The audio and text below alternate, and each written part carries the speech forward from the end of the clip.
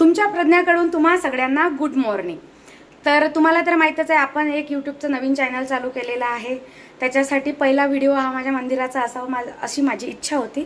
तर आज मी तुम्हाला माझ्या मंदिराचा व्हिडिओ दाखवणार आहे। हे आहे माझं मंदिर, हे असं दिसतं आणि या मंदिरामध्ये हे इतके सगळे देव आहेत। तर ही लक्ष्मीनारायणाची मूर्ती आहे, हे आपले स्वामी समर्थ, विठ्ठलाची मूर्ती आहे। हे मला माहिती आहे याची पूजा करायची नसते आणि ती मी फक्त माझ्या मंदिराला शोभेल म्हणून ठेवलेली आहे। आणि हे मध्ये ज्ञानेश्वर महाराज आहे। नवसाला पावणारे नेरचे गणपती आहेत हे। आणि मागच्या वर्षी मी इथे गेली होती गणपतीच्या वेळेस, तर यावर्षी पण जायचं योग येईल तर नक्की जावा। तिथे ॲक्च्युली गणपती मंदिर नाही आहे, तर हे गणपतीचं मठ आहे। तर ही सेम मूर्ती दरवर्षी तिथे बनवल्या जाते आणि तिला विसर्जन केल्या जाते। तर त्याच्याबद्दल ब्लॉग हा मी ऑलरेडी टाकलेला आहे। आणि हे जे स्वामी समर्थ, तुळजाभवानी आणि हा जो कृष्ण आहे तो मला माझ्या आईने लग्नात दिला होता। गणपती पण दिले होते, पण हे जे गणपती आहे ते मला माझे शेजारी एक अंकल आंटी राहायचे, रमना अंकल आणि श्यामला आंटी, त्यांनी मला गिफ्ट केलेलं आहे।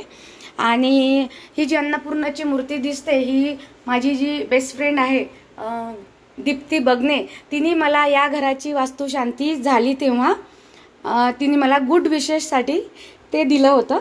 आणि माझी नेहमी इच्छा होती की विठ्ठल रुक्मिणीची पितळाची मूर्ती ही माझ्याकडे पंढरपूरचीच असावी। तर ही माझी बहीण पूजा जी पंढरपूरला गेली होती तिने ही मूर्ती माझ्यासाठी आणलेली आहे। आणि मी काही म्हणजे एवढं काही देवपूजा वगैरे नसते, त्यामुळे कदाचित माझं मंदिर तुम्हाला असं वाटेल की देवांना कपडे नाही वगैरे वगैरे, पण मला हे देव असेच आवडतात। आणि हा कासव आहे, याच्यामध्ये श्रीयंत्र वगैरे आहे, हे पण पूजाने आणलेलं आहे, मागच्या वर्षी ती फिरायला गेली होती तर। आणि हे एक श्रीयंत्र आहे जे माझ्या आईने आणलं होतं मी US ला असताना, अखिलेशची तब्येत खराब असताना। तर छत्रपती शिवाजी महाराजांना वंदन करून, ज्यांच्यामुळे हे मंदिर सेफ आहे आणि स्वामी समर्थाच्या आशीर्वादाने आणि माझ्या अखिलेशच्या आशीर्वादाने हे नवीन चॅनल मी सुरू करत आहे।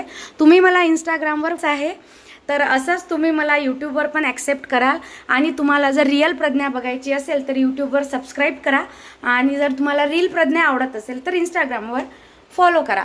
आणि तुमच्या एवढ्या वर्षाच्या सपोर्टबद्दल खूप खूप धन्यवाद। आता आपण तुमच्या पहिल्या प्रश्नाकडे वळूया, म्हणजे ताई इतके दिवस तुम्ही यूट्यूबवर का नव्हत्या किंवा तुम्ही तुमचे हे लॉंग ब्लॉग का बनवले नाही। तर तुम्हा सगळ्यांना आता माझं माहीतच झालं असेल कंडिशन काय आहे। तर एखाद्या पेशंटला जर तुम्ही 95% पेशंट तुमच्यावर डिपेंड आहे, तर त्या पेशंटला सांभाळून तुम्ही यूट्यूब वगैरे करू शकत नाही। कोणाला जर वाटत असेल की यूट्यूब आणि इंस्टाग्राम खूप सोपं आहे, तर असं बिलकुलच नाही आहे, त्याला खूप वेळ द्यावा लागतो।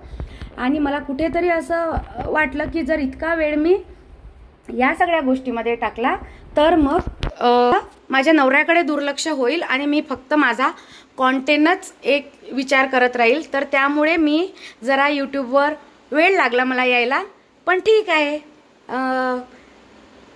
वेळ डझंट मॅटर। तर आता आपण सुरू करूया। तर हा आहे माझा पहिला ब्लॉग। तर हे आहे असं माझं मंदिर, इथे आपलं कॅलेंडर हवंच आपल्याला।